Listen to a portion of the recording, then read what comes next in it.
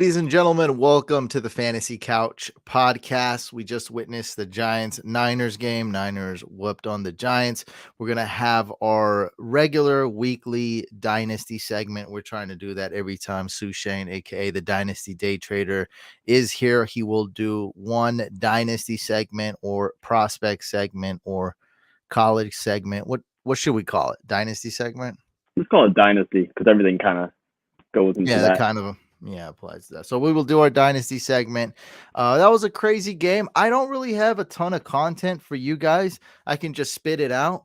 Then we could go on to the dynasty section, and then I will answer your questions. But keep in mind, this is a podcast. Only ask good questions to make us look good, so you don't tear down the podcast and make the podcast horrible, make it one of the worst episodes. Don't do that.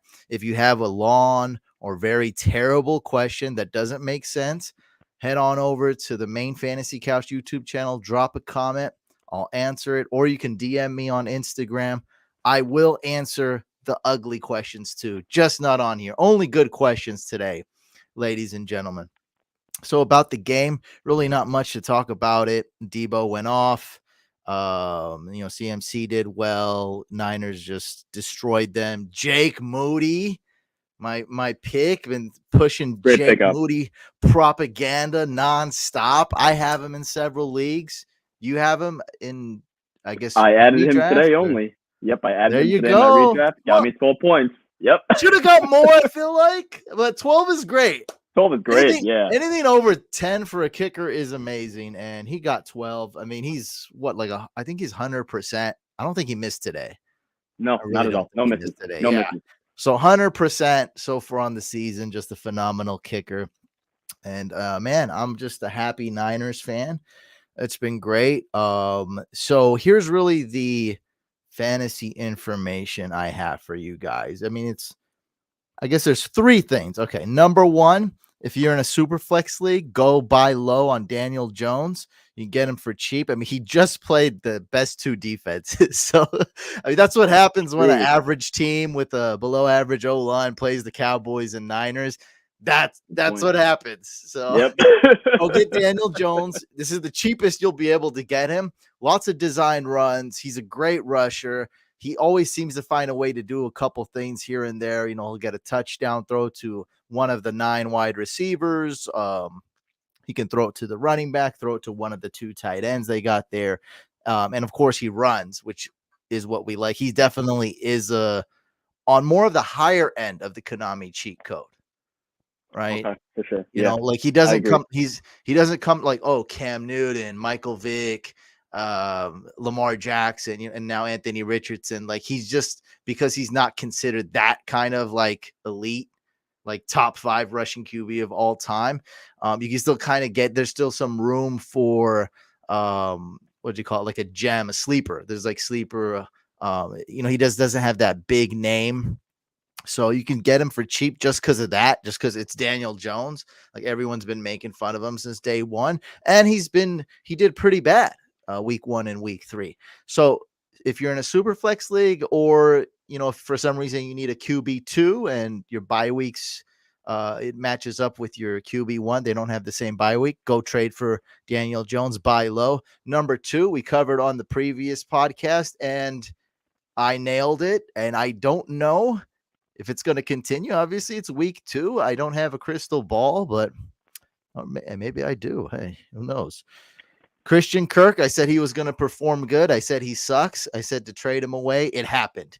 He's performed well against the Chiefs, but I don't read too much into that. Like, I mean, it is a factor when you look at a guy like, oh, he always performs well against this team.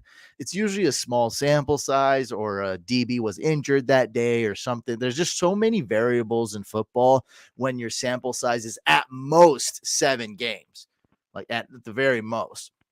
So, I mean, I looked at that. I like that. What I really looked at was this could be a shootout. It wasn't, but it Hmm. was slated to be the number 1 shootout last week, Jaguars Chiefs. And what I said on last week's podcast, that was, by the way, Sushan, episode number 199. This right here, my friend, is episode 200 of the Fantasy Couch Nice. podcast. Make sure you are Love it. subscribed. 200 deep, my friend. Um, Trade away Christian Kirk. I honestly don't, and I'll look it up right now. Zay Jones' status. He was hurt. I feel like it's not a serious injury. I will look into that. But as long as Zay Jones is going to come back relatively soon, or maybe he's not really even injured, may just be a little banged up. Trade away Christian Kirk, sell a high on him. This is the Calvin Ridley show. The Calvin Ridley is the alpha. He is the number one. And then after that, you have a ton of weapons. ETN had cramps that game too, by the way. So T-Law has ETN to throw to. Evan Ingram, who is a wide receiver with a tight end position. Yep, definitely. Him. Zay Jones is legit. I mean, Christian Kirk is legit, but he's kind of relegated to the speed slot type of role. So there's so many legit options. So you need everything to click for Christian Kirk to work. So if you can sell him, go sell him, especially if you can sell him and go get a running back, which goes to my third point. If you can sell him for Rachaad White, come over here and let me high five. Because Rachaad White. My number 3 point. Go get Rachaad White. Last night on you were tuned in. I don't know if you left and you may not have seen this, because I remember, Suche, you were in one part. I seen you in the Hack My Life, and I seen you at the end, so you probably saw it. We traded for Rachaad White, and we got him. The guy accepted during the live stream. Did not see that. I'll go back and watch.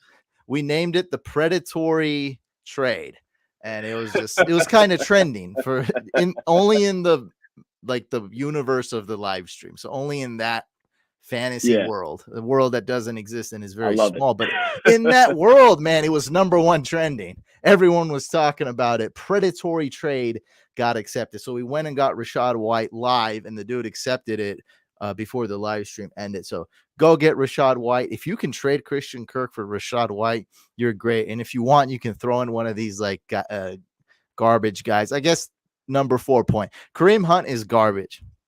I said this on the Hack My Lineup live stream.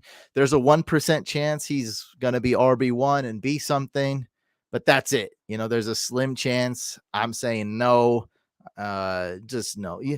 I mean, I don't understand, because just today alone, I got a lot of Kareem Hunt questions, or even questions not about Kareem Hunt, but they gave me their lineup. And like this one guy was like, you can only roster 4 RBs in this league. And I was like, and he had Kareem Hunt.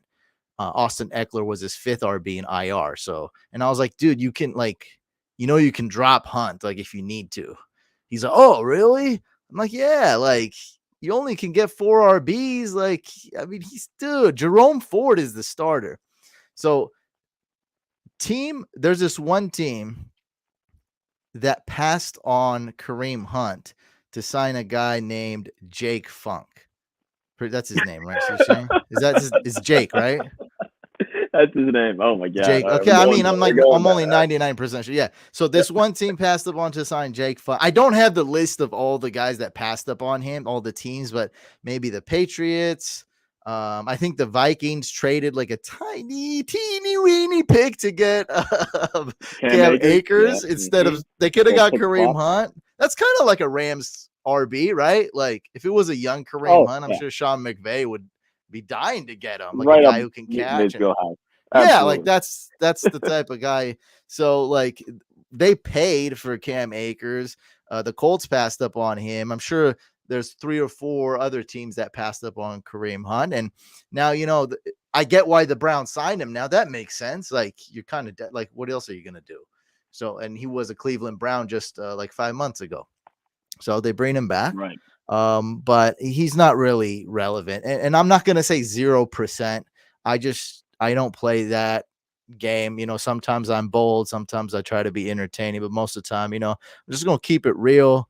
We don't know what's going to happen. There definitely is a path that Kareem Hunt becomes fantasy relevant. But I'm telling you, it's very unlikely. I see a higher chance Cam Akers is relevant. Okay. I think I'm with you there. I mean, it's going to take an injury. Yeah. We're talking about some low odds here. I mean, it's not. Yeah. I'm not talking Right. night and day. I'm just saying that I think Cam Right. Akers has a little bit higher chance to be fantasy relevant than Kareem Hunt. Just to quantify it for these guys. Yeah, I'm with you there for sure. There's no Cam Akers truthers out there No, in the whole chat. Yeah, myself nobody. included. No. Yeah, but every now and then they think like Kareem Hunt's coming. I think he's just gonna be like the old days Yeah, where for like if some Chubb reason he's goes got name down. brand. I don't know. Yeah, I like, don't know why. Chubb goes. You know what? Chubb went down just like a year or two ago, just a little bit, and Hunt didn't do anything. Like, which is That's true. just That is true. crazy. Yeah, and that was when he was younger. So, like, there's a reason, guys. Like, this guy's been a free agent. Like, if he was the old Kareem Hunt who led the league in rushing and all that, like, we would have picked him. We have some Cam Akers truthers here. We have this. We just have a hater here. It says Jerome Ford will get hurt soon. Trust me. You know what, champ? I think you'll get hurt soon. So, hey man. Like I just don't like when people word it like that. Like I don't think you need to wish injury on people, but how I would have worded that. So how I would have said it if I was thinking what Champ was thinking, I would have said, look, man, RB is a brutal position. And if Ford gets hurt, I think Hunt's going to be very fantasy relevant. That's how you word it. Just wishing harm on. It's just like so weird. Like I was going to take it a step further and say other stuff too. Like, but just to make my point, but I didn't want to go there. Like when you're just wishing injury on people, you're wishing harm on people. Like when you see Chubb's injury, bro, like I have Chubb on one team. We have him in that. We did a draft as a unit. Like 10 of us did that dynasty draft. We have him there. And I was way more sad about Chubb, like, because that was not, it was a brutal injury. Yeah. And to like say that about another human, I just think it's just wrong. It's just putting bad juju out there. That's like saying, man, I hope you go broke, bro. Like, oh, you didn't give me a super chat donation. I hope you go broke. And I hope you can't pay your mortgage. And I hope you're homeless. And you'll see then. Like, you know what I'm saying? You got money and you didn't donate to my YouTube channel. You'll see them, bro. You're going to go broke. And then you'll come begging to me. Like, you see how weird that, like, do you see how just like awkward, socially awkward that is? Like, just because you rostered Hunt, don't wish injury. Like I get his point though. Like I get it. Like I'm still like grounded. I just think there's a path. Yeah. You just change your tone a little bit. Like, okay, like I think Hunt's got a path. Yeah, you change it because it's just weird. Oh, I hope his leg gets torn off. Like, bro, stop it. We got no room. Yeah, it's gross for that. But Jerome Ford looked good though. I think he looked really good. He did. He looked fast. He looked explosive. Yeah. As far as, because we kind of know what Desmond Ridder is and is not at this point. Sure, I guess the jury is still kind of out, but we kind of know. Jerome Ford was on that team. They made it to the top 4 in college with Des Ridder. So, kind of making me think, hey, maybe Jerome Ford had more to do with that than I thought, at least in the draft, because he looks pretty good. So, and like you said, Kareem Hunt, a lot of guys were, taking over him. A lot of teams passed on him. So, looks like the opportunity is there. The talent's kind of there for Jerome Ford. The opportunity is there. That's really the only two things you can ask for RB and fantasy football in this day and age. So I'll take it. I'll take my shot. Yeah. Someone's saying ban this guy. No, we're not gonna. It's not that. We're not gonna ban him. It says toughen up, little couch. This is a big boy sport. Yeah. No, I'm tough. I'm really tough, and I'm just telling you that I thought what you said was whack. That's all. Like I don't really care. I don't know you. Yeah, I don't know you, and I don't know Jerome Ford, so I don't care. You could say it a million times. But I'm going to tell you, I think what you said was whack. That's all. It's not that big of a deal, to be honest. Straight up. Yeah. Sometimes, when I say stuff like that, so sometimes people are like, shut up, like it's not that big of a deal. And then some people like, yeah, I agree with you. It is what it is. Like I get that, and that's fine. You can have any opinion. You could wake up every day and say everyone's gonna get hurt. That's fine, dude. I'm just gonna tell you I don't like that crap. That's it though. That was it. So what was it? We did 4 things, right? What was number 1? Oh yeah. Buy low on Daniel Jones if you really need a QB2 or super flex. Sell high on Christian Kirk. I called it last week. And we're gonna look up Zay Jones' injury. Number 3, trade for Rashad White, and number 4, Kareem Hunt's probably not gonna be a thing. Tiny. Those are 4 percentage major ones chance. for me, at least, moving into week 3 of my redraft league. And I mean that's really Jake Moody's the GOAT, or the second best kicker in the league behind Justin Tucker. Because I still love Justin Tucker. Can't put him at GOAT status just yet. Yeah, I forgot there's a guy named Justin Tucker. But that's it. I'm gonna look at Zay Jones' injury. I don't know if you want to add anything to that or the game before we jump into the dynasty segment. Yeah, I think the only other thing I can add to it, to the game, would just be, I mean, Christian McCaffrey does it once again. He has another great game. There's only 2 running backs that I feel comfortable with in the dynasty space today. That would be number 1, Bijan Robinson, and number 2, Christian McCaffrey. Other than that, I'm going kind of like a 1-year ordeal here, because I do feel like there's longevity with those other 2 guys, even though one of them is much older. But hey, McCaffrey's still showing that he's got it. And even though Elijah Mitchell is getting involved, I think he got like 6 or 7 or so fantasy points, a decent amount of carries. McCaffrey is still holding his own as not just a RB1, but the RB1. So I'm just hoping that he can stay healthy, because I have him in a couple leagues, and hoping he can keep this going. 49ers look great, man. We should be excited for this season. Yeah. So you think drafting RBs is the way to go in rookie drafts and dynasty moving forward? RBs? No. I would just, because the best ones cost that early pick. And at that point, I would rather, if I'm going for a stud RB, I would rather just trade for one that I know is, stable, has a good opportunity, et cetera, body of work, whatever. Obviously, the injury risk is going to be slightly higher. But if we're talking like those later guys, like round 2, round 3 for rookie picks, I mean, sure, why not? Because at that point, it's really just about like how many guys on like a 53-man roster can you get, really? Because, even Jerome Ford, like if you asked me Jerome Ford about 3 weeks ago, I would have told you nothing. Like he's just a guy, just you could stash him if you want, but I don't think much of him. And lo and behold, now he's the RB1 for Cleveland for probably the rest of the season. So I don't know. It's tricky. I'll tell you one thing though. You still need RBs to win. Don't ever forget that, guys. You still need RBs to win. So when you are ready to win in your dynasty league, definitely want to make that move for whoever the Christian McCaffrey is at that time. That's probably what I would do, at least. We'll see how that changes. So you do like when I traded everything to go get Bijan in the Couch Dynasty League? That seems like an even smarter move than I thought at the time, just because you don't even have an update on that league, huh? Look at where I am. Remember you thought Jordan. Remember you're like, Jordan has Jamar Chase. Wow. You're like, what are you gonna do with Devontae Smith, Debo, and Diggs? Oh well, I mean that's a great trio. Jamar Chase looks like crap. Joe Burrow's calf looks like ground chicken, raw ground chicken. Bro, I'm lapping the guy in second place. In Mario Kart when you lap somebody, and it looks like it's a close race, but you've already passed them a whole lap. Dude, I have 356 points, and second place has 260. Yo, that's crazy. That is a sizable advantage. I love it. It's early. Wow. Like I get, it's only been 2 weeks, but my team's just on fire though. Yeah, like it's just that's just all I'm telling. Like I got Patrick Mahomes, Bijan Robinson, Ramondre Stevenson, Saquon Barkley's out, and I don't even care.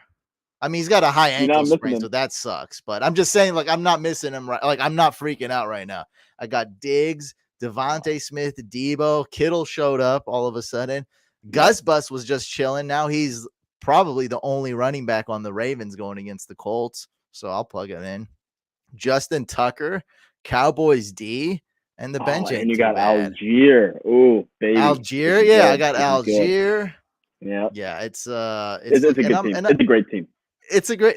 I mean, it is better than both of us thought. Like, it's not like I told you so. And then Yeah. Christian Watson still coming back. I mean, it's looking pretty good, man.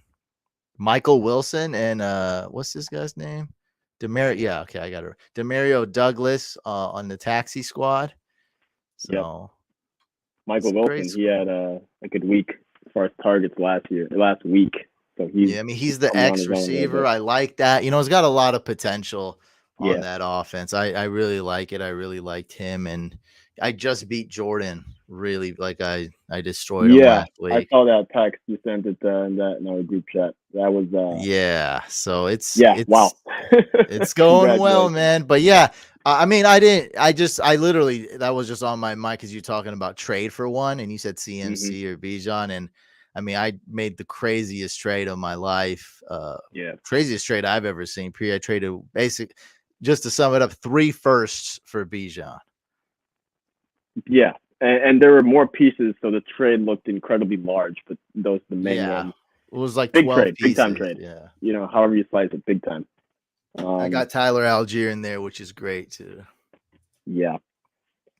Kind of goes to show that Bijan Robinson's a little bit of like if we're talking one quarterback league, because obviously in Superflex QBs are king, but in one QB, Bijan Robinson is just kind of like the crown jewel right now as far as dynasty goes. And Which is a somebody pretty good saying that segue. Aubrey is the GOAT kicker, the GOAT rookie kicker. I honestly haven't watched him too much. I know he's been crushing it this year, and I've recommended him this week. Cowboys, Niners. Those are great teams that have kickers. Just as a prospect, I'm pretty sure Moody was better. I was very wary on Aubrey in the offseason, and he's been doing great. So I love him this week. Definitely could be a top 3 kicker this week. And so I like him a lot. But as of now, I guess we're gonna go Moody. And hey, Niners fans versus Cowboys fans, Moody versus Aubrey. I mean, I like it. I Oh love yeah, kickers. So it's great. All right, we are rivalry going renewed. to do the dynasty section. And then after that, we will answer all your questions. Remember, good questions only, bad questions. Hit me up someplace else. Don't ruin the podcast, please. Appreciate it. All right. So, Sushane, aka the Dynasty Trader, take it away. All right, so I'm gonna be pretty quick on this one. We're talking about a player that Couch even you know about at this point in time. You don't watch any college football, but it is hard for you to stay away from this name if you play I Dynasty. watched that Colorado game. Oh yeah, hey, we're gonna talk about a Colorado player next, so Okay. no. But today we got to start with the man of the hour, Caleb Williams. All right, people who know Caleb Williams, they know that he will be a quarterback coming out in next year's draft class. There's a little bit of rumors that he might shift to 2025 based on who's picking first overall. But right now let's not even mention that until those really pick up more steam. Um, I want to start with this, right? So we talk about next year's incoming rookie class and how it's going to be a quarterback heavy draft, right? And you see that chart that I've made for the visual for those who you can see who are watching live. There's a visual of the graphs there, 2024 and 2026. They're kind of healthy classes. 2025, not so much. I want to mention one thing though. So the quarterbacks here, that in that red kind of block, it does not necessarily represent the quantity. And let me tell you why, Couch. For example, in 2022, a couple of years back, we had Kenny Pickett. That was basically the only, round one quarterback in the NFL draft. And most rookie drafts, obviously, some guys went crazy for Malik Willis, but let's just discard A that. lot did. Oh wow, a good A amount, lot. for sure. But Not you, but yeah. yeah, but I would say like 40% of people would only just go with the round one NFL guy. So obviously Kenny Pickett. But when we're talking, Bryce Young versus Kenny Pickett, for example, that's not the same. It's just not, because Bryce Young is a much more highly valued prospect. So when I'm showing you these comparisons, it should be reflected that, hey, Bryce Young is better than Kenny Pickett as a prospect. So the same thing here kind of applies with Caleb Williams. where, I mean, he's incredibly valuable. All right. He significantly impacts this 2024 class. If he were not in it, or if he were to get injured, or if he were to fall off, Couch, I think this bar would probably shrink by about 40%. So like almost half of this is taken up by Caleb Williams, because that's just how impactful of a player, of a prospect he is in this class, because he's not just the best quarterback in this class, he might be the best player, period. That includes defense, offensive linemen, receivers, running backs, everything, right? And I kind of mentioned this when we were talking about Bijan. One quarterback leagues, running backs are very hard to find nowadays. Bijan Robinson is pretty much your kind of your ultimate prized possession there if we're talking dynasty. But a lot of us play superflex, and in superflex, quarterbacks are king. So now all of a sudden, Caleb Williams becomes this kind of crown jewel element, crown jewel asset, if you will, not just in the 2024 draft, but for years to come. I mean, this is a guy that, if you're playing dynasty, if you're thinking for the long term, this is a guy that you definitely want to have your eyes on. The problem is, and we're going to get to this in more detail a little bit later, is what it's going to cost you, right? Because if we're talking NFL draft, he's going to go number 1 overall. So that means he's probably going to go very high in your fantasy football rookie draft, whether we're talking rookie draft or a startup. It's going to go pretty high, right? He's going to be touted as one of those generational guys, Couch. So we're talking John Elway, Peyton Manning, Andrew Luck, Trevor Lawrence, and Caleb Williams is the next guy, right? And Patrick Mahomes. So we'll get there. We'll get there. That's what I titled the episode, though. I know you don't look at the title sometimes, so I didn't know if you knew that. we'll get I didn't know. Okay, we'll get. Sorry, we'll get but yeah. I know it's interesting, but I do not. We'll get there. We'll get there.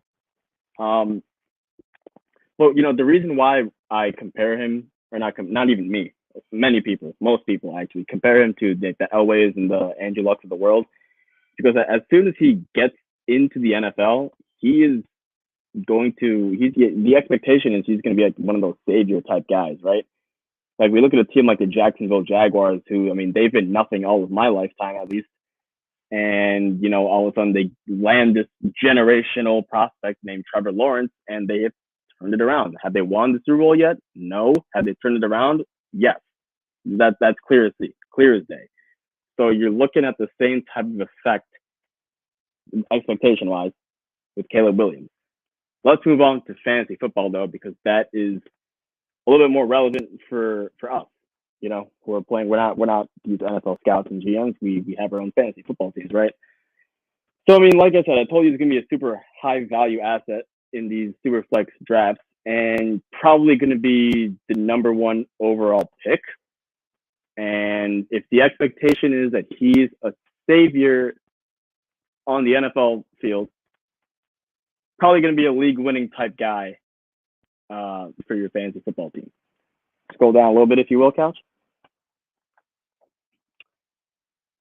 So here's the biggest question you got to ask yourself, Couch. I'm telling you right now, he's going to be the first overall pick. And I'm telling you right now that, if the tank for Bijan went wild, this is going to go even crazier. So the ultimate question that you got to ask yourself is, are you willing to tank for Caleb? And I'm telling you right now that this tank job is not going to be your typical thing. Like I'm not saying, when I ask you, are you willing to tank for Caleb Williams? I'm not asking you, are you willing to field or man a bad roster for the 2023 season? That's not what I'm asking you, because that's not going to be good enough. There's going to be multiple people, because this is not Bijan. This is not a running back in Dynasty. This is not a quarterback. There's going to be multiple people gunning for Caleb Williams, and there probably will be a time, Couch, where you're going to have to ask yourself, hey, man, am I willing to trade away a guy like Christian Watson off my team because I need to shed points? I seriously do think there's going to be some leagues where it's going to come down to that. And that's the real question, when you got to ask yourself at that point, are you really willing to do those types of moves, damage your, I mean, again, I use the name Christian Watson because that's a young piece who's good for a rebuilding team as well. You got to ask yourself, are those types of pieces, are you willing to move those to shed points just to tank for Caleb Williams? At this point, I don't have an answer for you. Hopefully I will soon, but let's at least break him down, see what he's about. And again, this is going to be without film. We'll get to film maybe next year as we get closer to the draft. And you guys can at least start to assess and kind of formulate your own opinions here. I'm not going to go through each and every one of these skills, Couch, but I do want to highlight a couple of them here. The first one's going to be the off script. Okay, so the off script, you're going to either love it or you're going to hate it. If you're an old school guy, you're going to absolutely hate it. It's going to drive you crazy. You're going to say, he plays way too much, out of the pocket, too much. There's like fundamental old school rules of quarterbacking, like don't throw across your body and, stuff like that. He breaks all of those rules. So a very old school coach, like a Bill Belichick type, I don't think he'll be fascinated too much into Caleb Williams. However, we have seen with these mobile quarterbacks, Lamar Jackson, I'll even go Patrick Mahomes and even Aaron Rodgers, right? He's not, super like a Lamar Jackson, but he's definitely mobile. These guys can really extend the play when it breaks down. They can go a little bit off script. They can play that backyard football element. And a lot of coaches are going to like that too. So some are going to hate it. Some are going to love it. I think that's the most descriptive, accurate way to describe Caleb Williams. He's just off script. He's an off script player. As far as what he looks like in the pocket, very elusive. He's got good poise in the pocket, so it's not like he's, he sees pressure that he's instantly bails. No, he's got some good awareness, good poise there, but he has some legitimate escapability.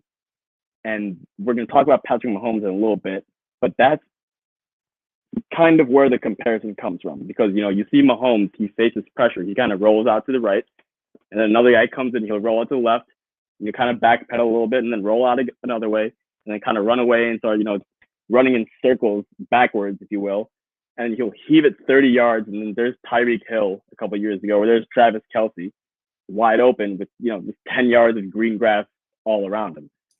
Zach Wilson does that too, except he throws a pick. Well, it's the same thing. It's the same thing, because if you remember, Zach Wilson was compared to the Aaron Rodgers, and I think Chris Sims even used the Patrick Mahomes comparison. So that off-platform type of stuff, yeah, I would buy that for Zach Wilson. It's the same type of stuff here. With Caleb Williams' couch, he is throwing it to his own teammates. I can assure you that it will not be interceptions. We'll see at the NFL level, though, right? We'll see. That's more like the arm angles and stuff like that. And that's really about it that I wanted to highlight. Aside from he's a dual threat, so he will give you rushing yards that a guy like Patrick Mahomes or Aaron Rodgers won't, right? So they, Mahomes and Rodgers, they're going to give you some. They're mobile. They'll get you a little bit. But Caleb Williams is really a guy who can, maybe not so much as like the Lamar Jackson, Justin Fields types, but closer to that than a Mahomes or even Daniel Jones. Maybe I think maybe Daniel Jones might be a good, statistical rushing comparison, possibly for Caleb Williams, because he does use his legs. Daniel Jones a decent amount, but he's still Mahomes is getting like 300 yards, rushing yards a season. Okay, Daniel, that's a healthy amount. Daniel Jones is tough because he was pretty bad until he got a real Caleb coach. Williams is fast, bro. He's fast. I just want to know how many rush. I just want a number to kind of that you would project roughly. So Okay. look, Daniel Jones, like it was up and down, but with Brian Dable last year, 700 rush yards. Yeah. I don't think it updated from this game, but he's a guy who'll get you 50 rush yards a game. So you really think you think Caleb Williams 700 rush yards? That's elite. Because Lamar this year is going to get you 850, 800. Okay. So I'm thinking like 500, 600 to be safe. Okay, so Williams. More than Mahomes. Yes, more than assuredly Mahomes. more than Mahomes. I'm confident saying that, because we'll get to that comparison, but he's faster, and because of the way they're built also. Okay, Ridiculous. so Daniel Jones would be a fair comparison because he only did that 1 year. So Yeah. Daniel Jones, that is. Daniel Jones only 1 year got 700 rush yards, which was elite. Before that, it's 300, 400. You kind of never knew what Daniel Jones was going to do. He Hmm. was fumbling a lot. Right. Okay. I mean, we love rush yards in fantasy football. That's one of the reasons why AR could be elite for sure. Yeah.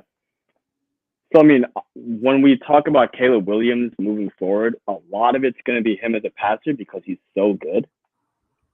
But just don't forget that he's right up there as far as a rushing QB with the guys like Lamar and Hurts and Fields and Daniel Jones. That type of ability, like he's right there. So he's got that too. So just don't let that fall by the wayside. So yeah, let's get into it now, right? Patrick Mahomes versus Caleb Williams. Um, I want to respond to this comparison. I don't want to make this comparison because people have already made it. I want to respond to kind of my opinion on this, how I feel about it, et cetera, et cetera. And I've broken it down to you, Couch, in 3 kind of distinct, sections to analyze. So let's just kind of break it down one by one. First thing I want to talk about will be the prospect pedigree. And, as much as, obviously we're doing this today, we know how good Patrick Mahomes is. I want to rewind a little bit, go back in time to before any of this ever happened. What was Patrick Mahomes? What is Caleb Williams, right? So as a recruit, Caleb Williams was the number 1 guy in his class, period. That includes all linebackers, corners, receivers, tight ends, DBs, anything. He was the number 1 guy, 5-star, not just any 5-star recruit. He was the 5-star recruit. He was the man. Patrick Mahomes was a 29th ranked quarterback. So again, Caleb Williams, number 1 overall player.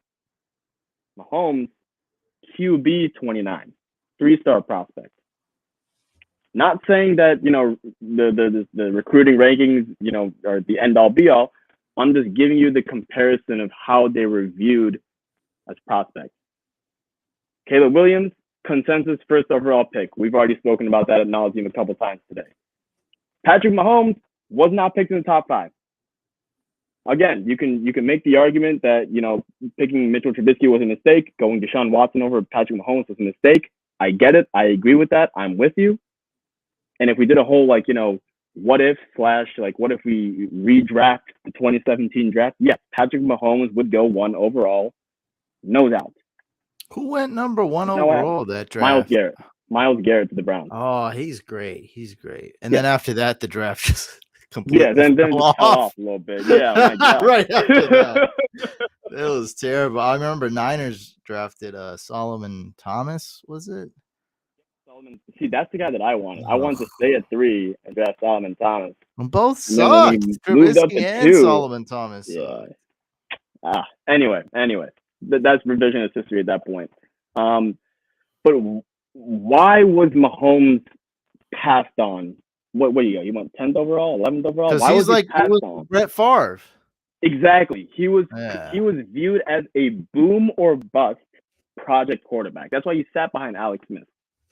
That's what he was viewed as. He was viewed as a high upside, high risk, developmental project type quarterback. That's not what Caleb Williams is viewed as. He's viewed as the next Andrew Luck. Now, people are going to make the argument that, Patrick Mahomes and his play style has paved the way for Caleb Williams to be, viewed in this light. Sure, I buy it because, back in the, he's not Trevor Lawrence in the sense of, operating from the pocket, because Lawrence is more of a pocket passer, Andrew Luck as well, but they have some mobility. Caleb Williams is a dual threat. He's still regarded as a generational QB prospect, and that is a completely different light than Patrick Mahomes. And the final thing here is, at least as far as college production goes, Caleb Williams won the Heisman. Patrick Mahomes, never even a finalist.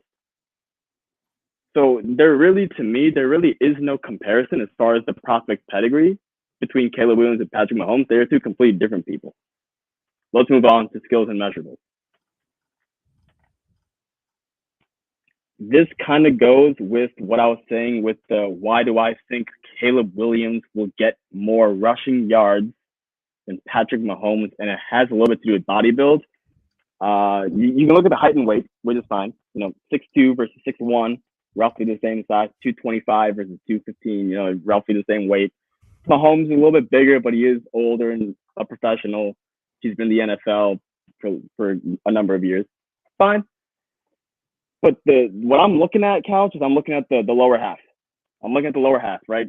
Mahomes is, I don't want to call him like a thick lower half body, but he's definitely built. He's got good legs. Caleb Williams is kind of skinnier. He's not quite Lamar Jackson skinny, but he is definitely skinnier. So that makes him faster, but it also kind of makes him more prone to kind of being not I don't want to use the word likely to be kind of agile and elusive and kind of like a Lamar, an electric type of runner in that sense, because that's what he has to do in order to bail out and save a play sometimes. So that's why I think that's kind of where that idea that he gets more rushing yards stems from. You kind of mentioned earlier Brett Favre with Patrick Mahomes. When we talk about Brett Favre, the word gunslinger really just pops out, right? That's what Patrick Mahomes is. Caleb Williams is not that. He's not that. He is not a gunslinger. He's a dual threat quarterback. Think more like Jalen Hurts, Justin Fields type of player. Where they look the same, Couch, and this is going to confuse everyone. I'm telling you right now, when you watch highlights of Caleb Williams, you're going to see Patrick Mahomes because of the improvisational skills. Both of these guys have it, and it looks the same. So that's really where the comparison comes in as far as the skill set is concerned. And that's it, man. Like, we've gone through the prospect pedigree. We've gone through the skills and measurables. I only see that one similarity. Everything else is different. And when we look at the pro level projection, which is the final piece of the puzzle here, right? Let's ignore the very bottom point where one of them says he's a proven Super Bowl champion and the other one's unproven. Obviously, we know that because Caleb Williams hasn't played a snap in the NFL. But let's take a look at what team Patrick Mahomes got drafted by, bro. Alex Smith led the Kansas City Chiefs to the AFC Championship game the year prior. Or maybe it was during Mahomes' rookie season. One of the two. They made it to the AFC Championship game. It was his rookie season. Rookie season? Okay, there you go. Mahomes played week 17. Yeah, and they rested Alex Smith. Yeah, so they had Kelsey, who was up and coming, really good tight end. They had Tyreek Hill, who was just started to become an elite wide receiver, and then they got Andy Reid, who's probably like a top 3 coach of all time. Yeah, he's a genius. And I don't want to get on tangent, but I don't like Donovan McNabb. I'm just gonna say right now, I think that was all Andy Reid. Andy Reid is just such a good offensive-minded coach, just a great coach overall. And that just went to show, just like Donovan McNabb, when he left, he was, people don't remember that. I think he left and he went to like the Vikings, then Washington, or Washington went Vikings to Washington. First. You're right. I honestly don't. I just remember he sucked. Like he didn't even look like a top 25 quarterback. It was bad. Yeah, it was horrible. And then Alex Smith, we don't like to talk about how he sucked because of his leg injury and everyone's on him, but I'll talk about it. After he left Andy Reid, he also turned into a pumpkin and became like the 29th or 27th best quarterback in the league. It was horrible. Alex Smith was garbage after he left Andy Reid. So yeah, let's not. Those examples right there. Andy Reid. Yeah, those examples just go to show you just how good of a landing spot Patrick Mahomes had. Like we're not even talking about going with Travis Kelce and Tyreek Hill, who were at the time and still today premier receivers in the NFL. He also had a great coach. What about Caleb Williams? Well, I just told you he's going to be picked first overall, so you pick. Is that going to be Arizona? Is that going to be Chicago? The Bears were in the news for this week for all the wrong reasons. That's the spot that you're going to be picking from, man. Like, you're not going to have like the Ravens or someone just trade up number 1 overall, or the Bills. It's like it's not gonna happen. I do have Michael Wilson in Arizona, though. There you go. Yeah, So he's gonna true, all of a sudden become a top 12 wide receiver. Oh yeah, Watch. You'll spike for sure. Oh yeah. Yeah.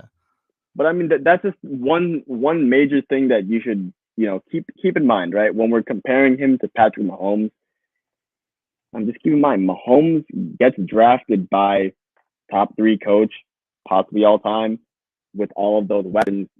A team that just made it to the AFC Championship team. Caleb Williams is going to get drafted by the worst team by record in the NFL. So, again, landing spot's going to be concerning for Caleb Williams. But I did tell you earlier, the expectation is he's going to be a savior in the NFL. Let's see if he can do it. You want to see this 2024 mock draft, NFL mock draft? Yeah. This one, I think it came out 15 hours ago. So CBS has Caleb Williams going number 1 to the Cardinals, and then Marvin Harrison going number 2 to the Cardinals. That would be crazy. But there's forget about your Michael Wilson stock then. That would not be good. Yeah, because Marvin Harrison would be like the 1, the 2, and the 3. He'd be the man. It would be like Justin Jefferson. Oh man, they already have the Bears. Oh God, taking Drake May. Hey, these are never accurate though, because I mean they do their best. I like the variety of teams. Like they really just put the. Yeah, I haven't looked at one of these in a while, so I don't know if that's even possible. I don't know how that would happen. Oh but man, the Cardinals, I know they're gonna have 2 like really, really high picks. They can have like 1 and 3 or 2 and 3, or so they're gonna have something like that. Because the Texans aren't winning too many games. Okay, is this a horrible? Can we? Dax says this is a horrible mock. Can you confirm this? That it's horrible. It's early. It's early, man. Is this horrible? You have to say yes or no. Is this a horrible mock or not? I'll tell you what. The order of the players, not bad. I'm with the top 4. So the players you like, okay, that makes sense.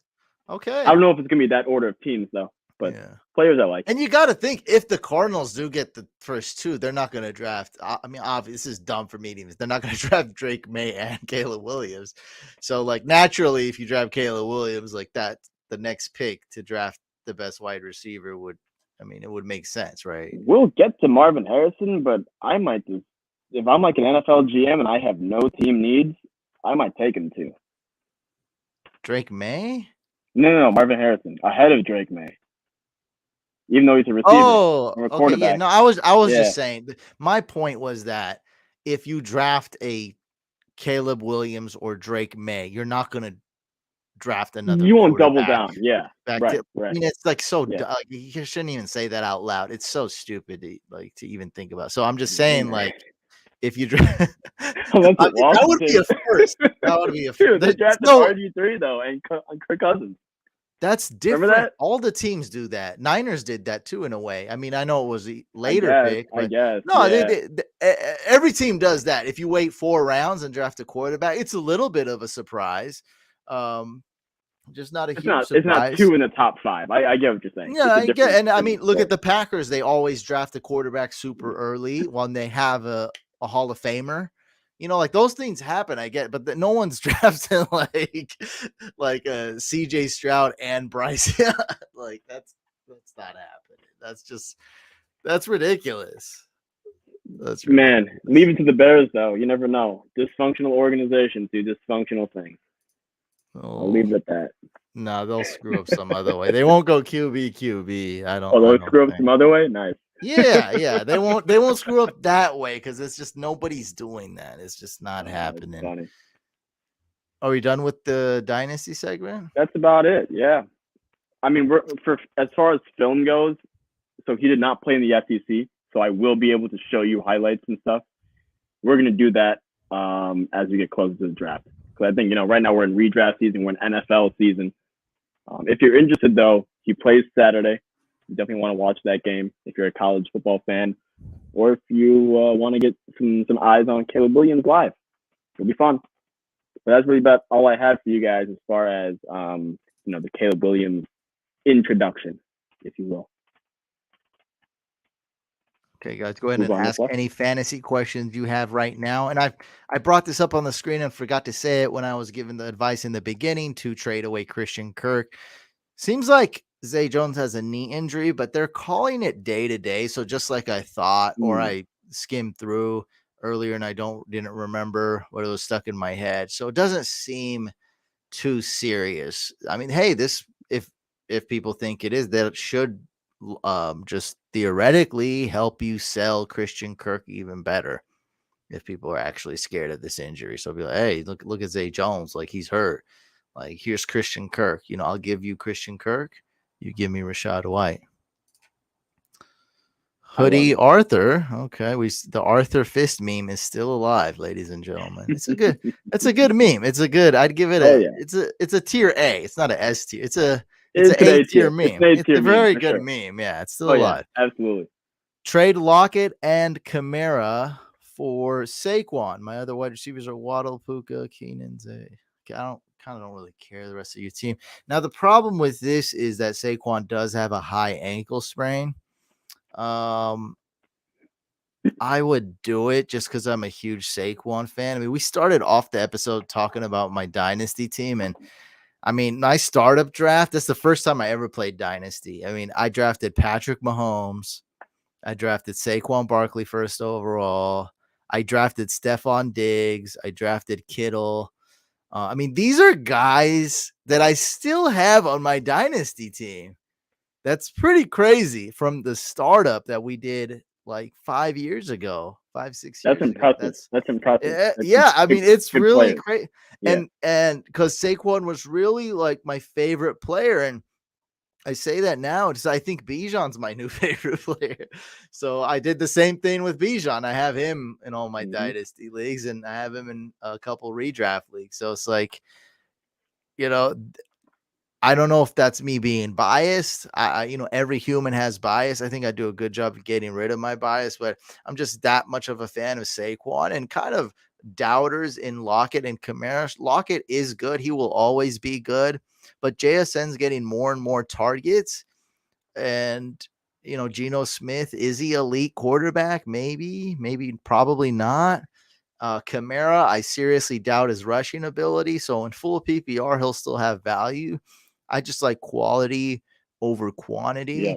I think you get Saquon, especially if you can go get Matt Breida for cheap or for free somehow. I mean, what do you got to lose? And now you're doing a 2-for-1 trade. So you have roster space now. You can go add a speculative player like a Tajay Spears or Eli Mitchell, Tutu Atwell. I don't know, like just anybody, else, or maybe even roster a defense that's like playing the Jets week 5 or something, go roster an extra defense or something. So I would do it personally. I would Try. not do it that particular deal, and I have one reason only. Couch. It's because I saw in our Discord earlier today only. Someone got Saquon for cheaper, slightly cheaper. Kamara, and I think I forgot which receiver, but it was a less than Lockett. It was exactly Alvin Kamara and some less than Lockett receiver for Saquon. So I mean, if you can Yeah, do but that, of course I'm going to say go for the cheaper price, right? Obviously, this but I guy's mean, not if going to be this able is to do that though. He can't do it for. He says Zay. yeah, That could be Zay Flowers. I mean, I think Zay Flowers is just as good as Lockett. So yeah, I I guess. mean, it's not gonna happen. I mean, Elijah Moore, sure, but that guy probably is not gonna do. I'm just saying it for this guy here, Hoodie Arthur. Sure, I sure, sure, don't sure. think it's gonna happen. So I mean, you're kind of nitpicking, I guess, the value for you, but I just don't think Yeah. it'll happen for him. Okay, and that's fair. That's fair. Oh, this is a good question. Jackson, is that JSN? Does JSN? No, no, this is a Oh, a quarterback. college question. Yeah, Okay. Oh, that's for you. He tagged you. Okay, yeah. that's what You want me at to read it? You DDT. can Let's read it. go. No, you go. Go. This is you. All right. So the question is, does Jackson Dart have what it takes to do well in the NFL? Oh man, that is quite the projection filled question. If he does go, his play style reminds me of a smaller Josh Allen, but haven't seen too much on him. So I will say this: quarterback class, as far as quantity goes, looks pretty healthy for next year.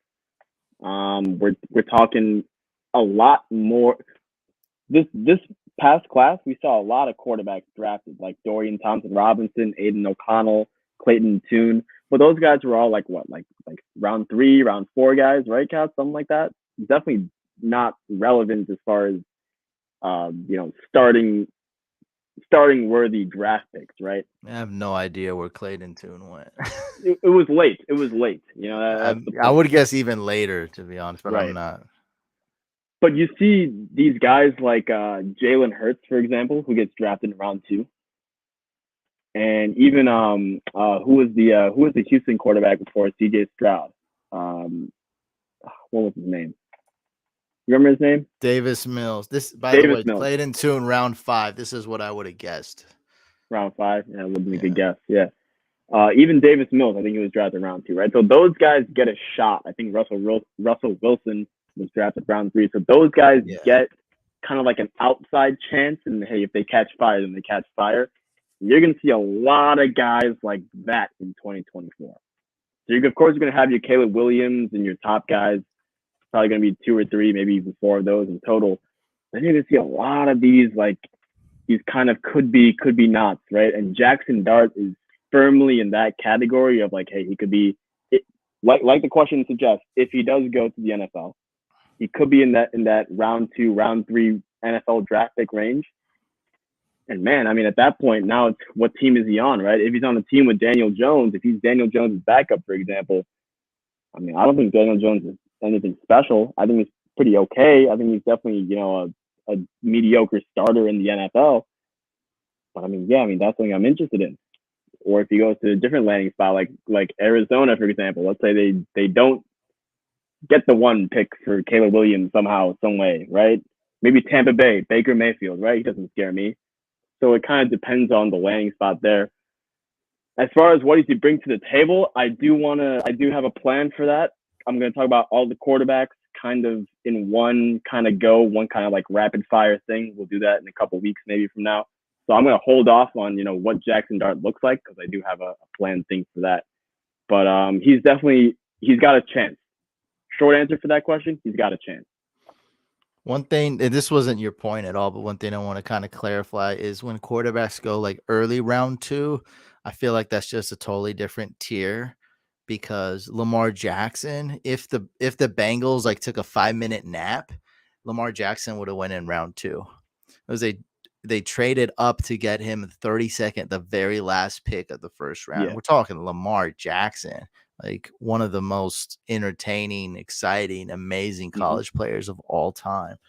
So Derek Carr, he went in round 2.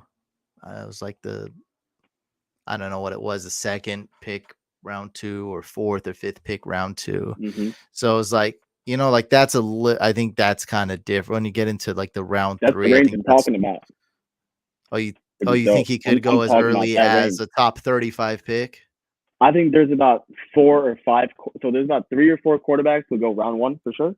And there's about 4 or 5 more quarterbacks who are right in that range you're talking about. That Derek Carr, I guess you can say Will Levis, because he did go in that range, in that type of range. You're not talking round 5 at all. No. Okay, I got you. Okay, yeah. I mean, there's a I have no idea where Davis Mills went. I think you said round 2, but I'm pretty sure it was round 2. I'm pretty sure it could have been like early round 3, like the first pick of round 3, but I'm positive it was late round 2. I honestly don't know. I would guess later, but I don't know. Round 3. Oh, it was round 3, pick 67. Like he was never like, he was just not one of the top prospects. Like he just was not. I think Ian Book, who sucks, he went round 3. Yeah. I think Geno Smith went round 2. Yep. Yeah, Kellen. Like it's a little different when you go 35 overall, because that's kind of like Lamar Jackson range, actually. Yeah. When you go 35 overall versus going round 3, like it's totally. Yeah. It's a tough question, because it's a deep quarterback class, and he is asking for a projection this far out, but he's got a chance, I would say. That's the bottom line for Danny's question here. I'm not gonna read Dak's question, but I am very worried about the Bengals. Well, his question's like, it's like a puzzle. That's all. It's entertaining, but I'm Yeah. not gonna read the whole thing on air. The Bengals are very worrisome. Joe Burrow is hurt. It's just for me, I can't trust what Joe Burrow says. I cannot trust the backup quarterback for the Bengals. I'm sorry, I don't know his name. I'm gonna take a guess at it right now. John Browning. I don't know. Fact check me on this. Oh, it's not Brandon Allen anymore? Nah, I think he's Oh, on the. wow. I think he's Josh Allen's backup. There's a guy named Allen. I think. I don't know, but regardless, the Bengals backup sucks. So I don't trust him. Joe Burrow's like, I could have finished the game, but that calf injury is scary. Both my doctors on Instagram are telling me that he should not play this week. I mean, Oh, shoot. yeah, he should not. So I don't like who am I gonna trust? Joe Burrow? Like, what's he gonna say? Like, oh, I just got paid $300 billion and I'm a pussycat. Like, and I'm scared. Like, he can't say that. Like, he's got to be a competitor. He's got to be like, put me in, coach. I Cool. can play. Let me play through it. So, but both doctors are saying that he should not play this week. Very high risk of re-injury if he plays. And I mean, we're talking about like even if Joe Burrow plays, I mean, this team is scary. Like not in a good way. Scary as in like we should be worried about starting all these Bengals players. So it's like because we've seen Joe Burrow play and it hasn't been good the first 2 weeks. So I'm No. just very worried about all the Bengal players. Like I'm very scared. I know I was saying to trade for T. Higgins, but that was before Joe Burrow re-aggravated his calf injury. So I don't know, guys. I feel like he'll turn it around, but then there is this injury. There is this thing that T. Higgins didn't get paid and Joe Burrow got paid big time. There is this thing that Joe Burrow didn't really play at all in the preseason and during that time. Like he wasn't really practicing and stuff because he had that calf injury. And he looks terrible. And Jamar Chase looks like a bust. Like these are all worrisome The things. real concerns. These are not overreactions either. These are real, genuine Yeah. concerns we have now. Dax almost selling him. I don't know what you'll be able to get now because people are offering Chase for Puka straight up. These trades, I've seen multiple of those today in my DMs. Yeah, and Wow. you wouldn't even believe my answer. I told him to get Puka. Yeah, because I think you gotta. I think it's a very messy land field right now in Wow. redraft, and I think you need to start winning now. And I'd rather have Puka than Chase. I feel like I'm not really losing much. I'm still gonna get the targets. He's still gonna be good. And then what's my upside? Cooper Cup returns late or gets hurt again. And then we essentially have Jamar Chase on our team, the old Jamar, which is Puka. So it's like, so I'm not even doing that considering that, but you guys know that that's a realistic scenario that Cup does not return week 5 or he Yeah. comes back and he gets hurt again. So it's like it's very realistic. And it's not like Puka's going to go from getting 20 targets a game to 2. That's not going to happen. He's going to go from 20 targets to like 9 or 10, which is elite. Great. Yeah. Right. Yeah, it's awesome. So I would do it and I would win now. Because if you don't, you might get this quarterback who can we figure out his name? You didn't do a fact check, did you? No. On the Browning guy? No, I'm not going to do a Jake. fact on Okay, the I don't Browning know what guy. I said for his first name, but I think I got it right. I may have said Jeff. It's Jake Browning. Jake And Browning. I asked Scout, who's a diehard Bengals fan. He does not like him. This guy is maybe a homer is too harsh, but he's like teetering on being a homer. He's up there. If this is a homer, he's pretty close. close. Yeah. He's in that range. Yeah, he didn't say those exact words, but he was like, "I wish we kept Will Greer as the backup." I mean, for somebody who's a diehard Bengals, that's telling me that it sucks. And he was giving me some delusion about like Burrow's gonna play and this and that. Like, okay, like dog. So he's like, "Oh, don't worry, it'll be fine. Burrow's gonna play." Like, all right, like he knows. We don't know. We don't know if Burrow's gonna play. And my docs is saying he should take 1 week off. 1 week sounds that what they're saying is 1 week off should be good though. Like but if he plays this game, man, serious risk of re-injury. And that would, to me, that's just like ruining the whole season, in my opinion. Because some guy named Jake Browning to take over, and it's not going to be good. I've never heard of this guy, bro. Jake Browning. I haven't either. So this is a new name for me. When I started Fantasy Couch, I was not good at this. And, we had a lot of failure years. And one of the things with me, just me as a person, I don't remember anybody's name. I go to a get together, a party, I meet 5 people. I don't remember any of their names. But I grinded. I worked really hard, and I try to remember as many names as I can. Some escape me. I don't know how to pronounce Cam Newton still. I say Nutten, and people make fun of me. But all in all, like, you guys don't understand. I'm so proud of myself. Like, I can spit 50 NFL names so quick. I couldn't spit 5. I couldn't remember 5 NFL players. Sure. I would know that. I'd be like, oh, that's the middle linebacker for the Niners, or oh, that's the the good defensive end, or okay, that's the backup court. Like, I'd remember them, just not by their name. And now, I mean, I don't know. We got to rewind the tape. I think I remember who Jake Browning was. I could have said Jeff, but I remember this Browning guy. John. I don't know. Yeah, but that's close though. That's close that's for close me, enough. Yeah. Bro. I passed the test. Like, that's so close. So this guy sucks. Is what I'm gathering. Yeah, this guy sucks. Bottom line. I mean, love it. Dak did ask, really weird. The question of the shape of the question was really weird, but a great topic. That was basically a podcast segment right there. I mean, I think we got to talk about. I mean, we just covered the Bengals as a whole and Puka versus Jamar Chase. I mean, these are hot topics, Dak. Brilliant. So thank you. Brilliant. See, this is what I'm talking about by not asking dumb questions. Yep, these are the good ones you want. He's making the podcast. Like, he elevated the podcast with that for sure. We're asking Breece Hall versus Joshua Kelly. My algorithms are saying Breece Hall. I'm going to go Joshua Kelly, and I'm very confident in this because, see, the thing, what do we know? We don't know a lot. I'll tell you that. After 2 weeks of crazy football, there's not a lot that I can be confident in or that I know. But what I do know, I think this Vikings Chargers game is going to be super high scoring, like ridiculous. And when you're high scored in there, dude, you can eat like a can of beans or order some Taco Bell, walk on the field, and if you fart, you might score 6 fantasy points. Like, when it's a shootout like this, some random dude, like one of the streakers down the field, they can fart and score 2 touchdowns back to back. That guy could be Joshua Kelly, bro. Hey man, Ronnie Bell. Yeah, a couple of days. Right? That's real talent, though. There you go. See that?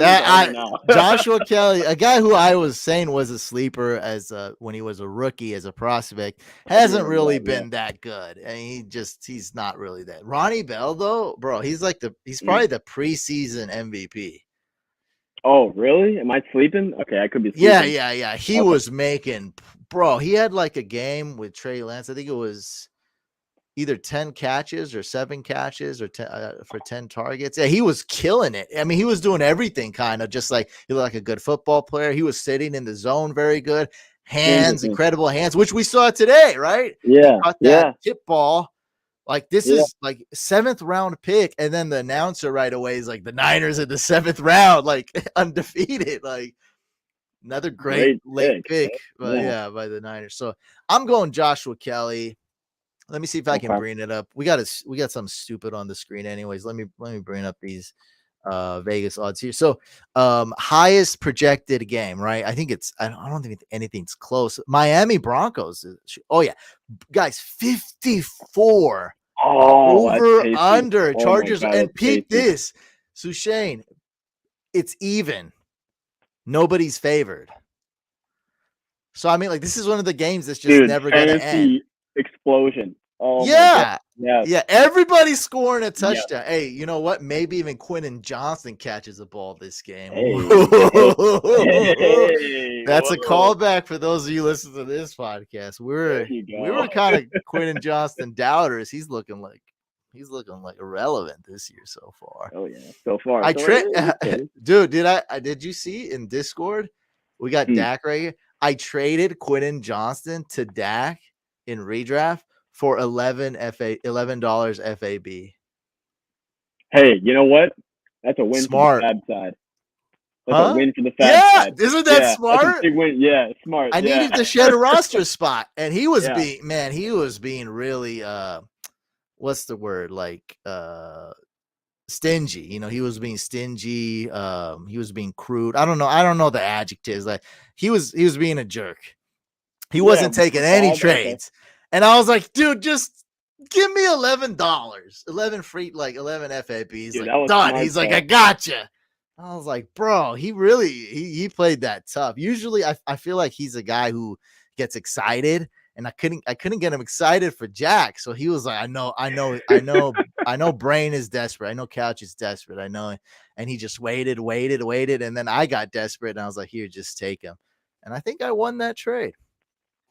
I like it, dude, because I'm going to be honest with you. I don't see much for redraft with Quentin Johnson. Dynasty, totally different conversation. But for redraft, I don't see much. And, man, that 11 Fab is valuable. That is value in redraft. I honestly think it's out of 1,000, to be fair. So it is like Still, nothing, but it now you pushes me have over the edge. Yeah, exactly. exactly. So if I wanted to bid on a player, I could guaranteed to get him. You guarantee get whoever you want, right? Yeah, that's the idea, right? Yeah, and that's why I did 11. Just like because I can bid like 1,001, and I could still have $10 left over. Smart. I love it. I love it. It sounds like a stupid, dumb trade, but I absolutely love it. I think it's great. I wasn't gonna drop Elijah Moore. I mean, like I wasn't gonna do that. Yeah, No. so I'm looking at these other games. The second, they're all regular 40s. they're actually kind of low. They're actually kind of low a little bit. So the second highest game is Denver, Miami, 48. which is like not like to me, it's like a totally different realm here. 54 over under Chargers Vikings. You want to start Chargers and Vikings players, ladies and gentlemen. Except like Quentin Johnston and Gerald Everett. Like, yeah, don't start those freaky plays. Of course. Yeah, the guys we told you not to draft. Don't start those guys. But Joshua Kelly, yeah, I'm gonna fire up, dude, because you can accidentally score a touchdown this game. For sure. Yeah. Someone had a question about Madison. Same concept, right? Because he's on the other side of it. Anyone can get 6 points in this. Oh, I'm not shootout game. Did we? Oh, is this a new question right here? Yep, right here. Oh, this is just more. This is more of a comment. This isn't a question. Mew says maybe Madison can get a rushing TD. Yes, of course. Yes, this could be your last chance for Madison to give you fantasy points. Because him and Cam Akers are having a mid-off. Yeah. Where's the mid-off meme? Yeah, that's a messy situation. Yeah, they're having a mid-off though for sure. Like, yeah, mid-off. They're so bad. And look, guys, I'm very happy this year. Because it makes me sad when I give you guys fantasy advice and it doesn't pan out. It's probably happened like 2 years. Recently, kind of, I don't know what it was. It was a few years ago, like 3 years ago or something, where it was pretty bad, where like a lot of my advice sucked. But this year it's going great, and I'm happy. Mm-hmm. This was the only one I got wrong. But yeah, here's essentially Madison and. I didn't make this meme, so I'm not saying anything about these girls. They were fighting on Twitter one day, and then so there was the mid-off meme approach. But this is Alexander Madison and Cam Akers. They're having a mid-off. Who's gonna win? Who cares? Who cares, bro? Half the couch fam is Cam Akers because of me. I have Cam Akers in multiple leagues. Yes, I recommended him. He's my only guy that like I was telling people to get, and he sucked, and I feel bad. And we have a little bit of hope now because he got traded to one of the better situations. It's still crappy though. Still looking grim. I think this is gonna be one of those true committees, man. As much as I hate to say it, a committee of nothing. A committee of a team that passes every down.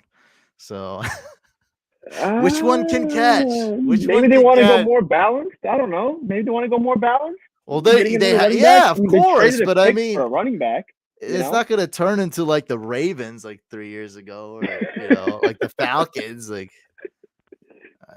Or Bijan and Antonio Algier both Gibson, getting 15. I never recommended him. Not once. So That's true. That's you true. can't pin that on. I'm telling you, man, all my overall, like there was like you could say Mike Gesicki, but I kind of got off on him, and that was a lot later. And I was talking about round 15. So like, I mean, it's not like he's It's been a dark absolutely pick. Yeah, horrible. whatever. Yeah, and he wasn't even been Yeah. horrible. Like that's the thing. Like, he just hasn't been startable. Like, he hasn't been Hasn't good. popped. Yeah. Yeah, Yeah. so it's like overall, my fantasy advice this year really good.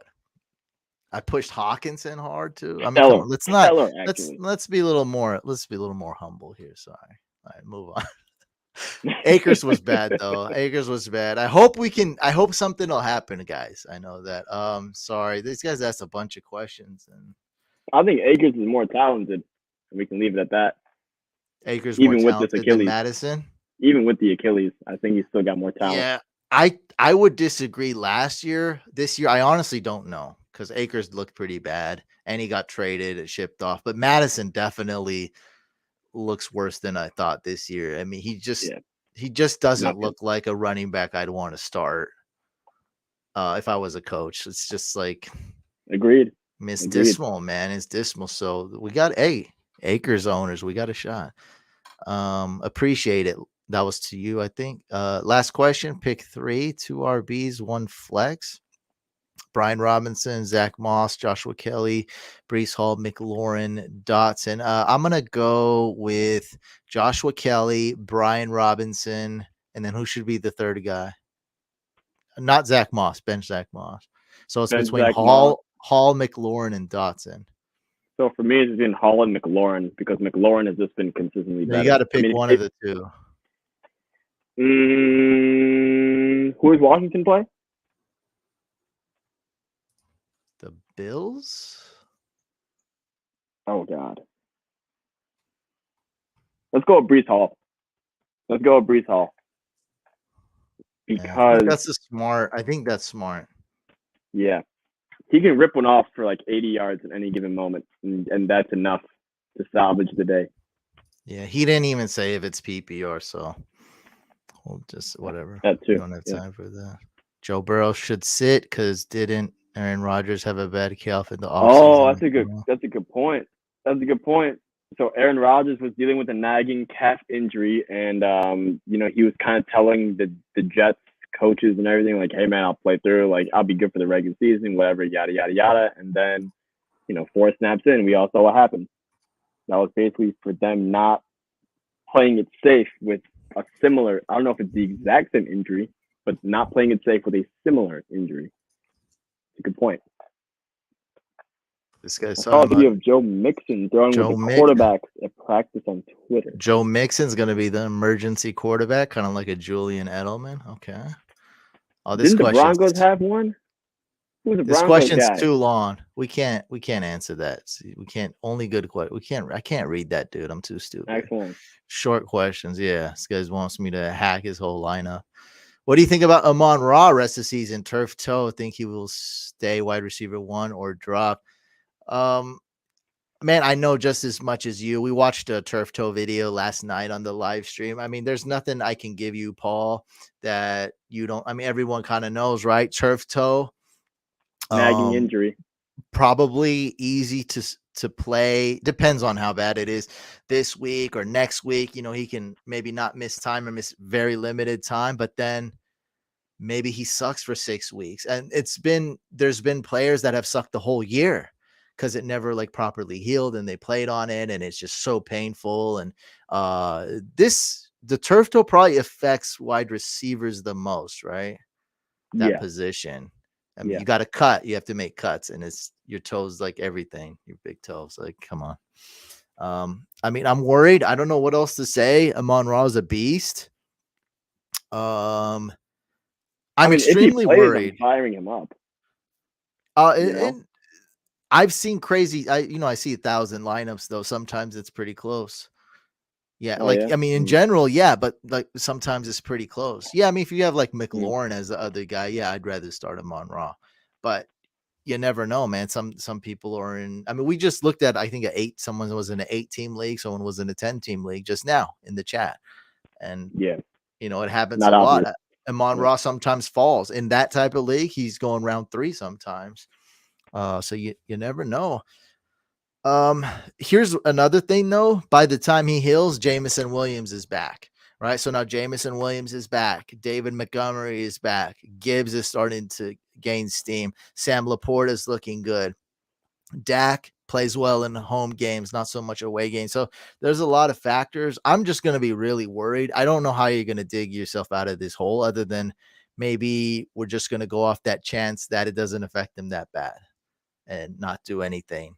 It's not a very popular thing. So I don't know if maybe you can trade him to a guy who doesn't even know about the injury. It's not really being talked about a lot. And not in a negative light either, because people are still like, they're still chilling on Amon-Ra St. Brown. If like, for example, me, like I wasn't worried at all. I don't think it was that big of a deal. I mean, now hearing what you're saying, obviously I think it's a little bit bigger, but we watched the video, man. We watched the. I think I missed that. That was probably when I wasn't. No, now I remember. There's a reason.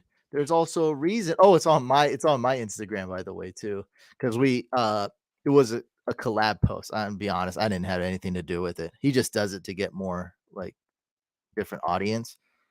I benefit more than him, but let me see if I can turn. We'll watch it again right now because I think this is a very important topic. I think it's very important. We'll watch it again. So the reason was because they lied or they didn't say they mistaken that they were saying it was cramps or something. So that's one reason why this is kind of going under the radar. Not with us fantasy freaks, who are tuned into this podcast at 1 a.m. or whatever time it is, but to the casual fantasy player, they may not even know Amon-Ra's hurt. They could just think it's like he's like resting or like he's a little banged up. Yeah, for sure. This is interesting. Actually had a turf toe injury. They initially reported it as cramps, but if you look at this mechanism here, he clearly hyperextends that big toe, causing injury to the plantar plate at the bottom, which is a cartilaginous structure that provides stabilization to the big toe connection with the foot. We see them working on his foot right there, putting lies to that cramp story. And then we also see them pull up that reinforced foot plate, which is typically used to help provide support to that MTP joint. You can play through turf toes, but it's not usually recommended. I do anticipate he'll be out for about a week or two with reduced performance for about a week or two following that. There's a chance he plays through it. I would anticipate a significantly reduced output if he does choose to play through it. Right now, working diagnosis for Amon-Ra is turf toe. Anticipated timeout is 1 to 2 weeks with reduced performance for an additional week. Possible he plays through it, but if he does, I would be wary about playing him next week and look for a backup at this point in time. There you have it, man. Yeah. Oh, wow. Yeah, wow. I mean, fortunately for me, the league I have him, I got stacked receivers, so I'll be okay. But wow. Yeah, it's definitely a concern. I don't have it. I don't have magic wand for that. I mean, he's such a dominant target hog of that offense. It's like I get what you're saying with J-Mo Williams, because I'm thinking the same thing, right? Like as a dynasty guy, I love me some J-Mo Williams, Laporta, tight end. Man, this guy, like, as long as he gets back on the field, which this guy is saying, he would go 1 to 2 weeks and another couple weeks reduced output.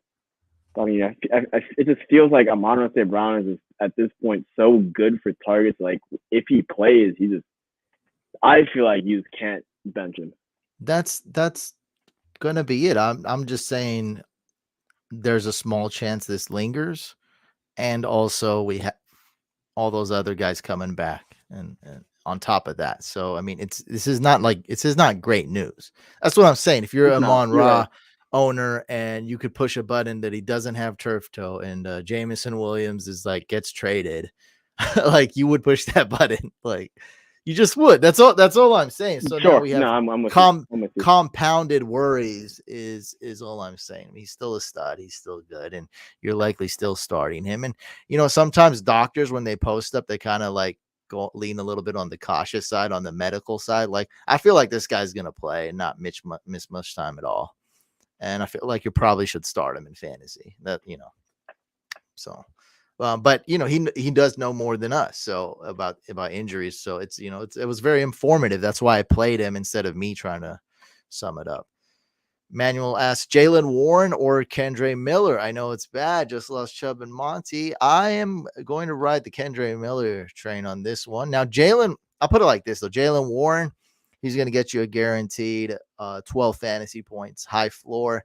But I like the risk with Kendre Miller. We're going to keep up on news for Friday and see how Kendre Miller is doing with his injury, but full participant in practice. So Kendre Miller looks to be the RB1. I heard this guy predicting a Ronnie Bell TD on a podcast today. I thought he was off his rocker, and there I went starting Ayuk. Not okay. Yeah, that's there goes Zach. You're crying. Yeah. Was any good ones? Scrolling. Do we have any good questions? I can't. I have some captain, but He's that's a drinking question. Captain Morgan, but no coach. I go rum instead. Whatever, man. Hope okay. I'm drinking a seltzer, my friend. There you go. But no, I don't know what it is, but everybody's always Coca-Cola when it comes to mixing.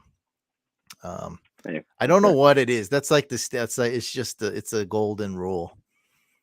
Pepsi works, but it's got you got to go. Yeah, Coke. No, you're right about that. Rum and Coke. No, you're right about that. I don't know why. I don't know. We've tried it. We've tried it plenty of times too. We tried Pepsi, but you got to go. I don't know what it is. This Coca-Cola for some reason works better. And I mean, if you ain't got no money and got no choice, I mean, it's not that big of a difference. But if you can go get some Coca-Cola,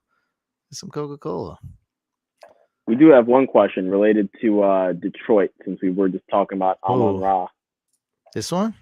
Yep. Jameson Williams suspended until week 7. Stash him week 6. I'm gonna say yes, but of course, if you're in an 8-team league, it's a no. If you have roster space, I mean, some people have like 5 injured players and no IR spots. Like, if you can stash them, yeah. I mean, I have him stashed in a couple leagues. I like him. He could have a ton of upside. Starting Jared Goff. I'm painting a picture for you guys. Starting Jared Goff at home in a shootout like what we just saw, right? Vikings Chargers on the NFL lines. Oh boy, Jameson Williams. Yeah, you never hear anyone say rum and Pepsi. Yeah. I was just looking at that. Yeah. That's like you're automatically fired once you say that phrase. Let me get a rum and Pepsi. Rum and Pepsi? My God, no. Get out of here. Please like, get stop. Get out. You're fired. You ban him. Ban him. You're out. All right, Couch. I got one question for you. Then we can end it here. I'll do this. I'll do this keep trade cut style for you. All right. I'll give you 3 players. You got to keep redraft. You got to keep one. You got to trade one. Are we actually we're actually keeping and trading, or is just ranking? A cool way to rank them. I guess it's ranking. I don't know. Cool way to rank them. Okay, just like okay. Cool way to rank them. I'm going to go with the 3 hot waiver claims at RB this week. So Jerome Ford, easy. Yeah. Josh Kelly, and Zach Moss. Oh, I thought you were going to say Kyren Williams. Was Kyren Williams on waiver? He wasn't in waivers in my league. In some leagues, and so a lot of questions. Not in the leagues we play in. You know how it is in leagues we play, and they go crazy. Yeah. It gets crazy, man. It gets wild. So wild. Josh Kelly, he's just a temporary fix until Eckler comes back. So I'm gonna go number 1, Jerome Ford. Right, I think he will remain the starter for the Browns. Number 2, we're going Zach Moss because we're just not sure. Yeah, Dak was talking about like 100% snaps, right? When you post the snap count. Yeah, 100% snaps for Zach Moss. Look, whenever this is just a good general fantasy rule. That's like, I mean, I need somebody to find me if there's any exception to this. Whenever you see a running back at 100% of snaps, he's the guy. Like, that's him in fantasy. Get him, because it just shows this dominant number that results in fantasy points, because it means so much more than like 82%. It means like, who's the second best guy? Who cares cares? who's the second? Exactly. Like that's what Yep. so it just doesn't show like, okay, this guy's gonna get 16% more fantasy points maybe than the 84% guy. No, it's like they ain't got no other choice. Right. Like he's the guy. He's the And guy. we don't know what's up with JT. So we know Eckler's trying to come back, and we know he'll come back in a week or two. He might be kind of ineffective and whatnot. And it's Josh Kelly. Like, it's like the guy was a huge bust last week. I like him this week, but I don't know who's playing the next week. And maybe Eckler comes back. Once Eckler comes back, we already know Joshua Kelly's turning into a pumpkin. Over. It's over. Yeah. It's like over. He's already like half pumpkin. He's already like a squash right now. So if he doesn't play good this game, he is a full-on jack-o'-lantern. Like the guy's all lit up, crazy smile, everything. Yeah, like teenagers are kicking him in the mouth, crushing him. Like he's a pumpkin. Yeah, he's a pumpkin, dude. So what do we do? Number 1, Ford. Number 2, Zach Moss. And number 3, Joshua Kelly. All right, guys, we're going to end it there. All right, guys, thanks for tuning in.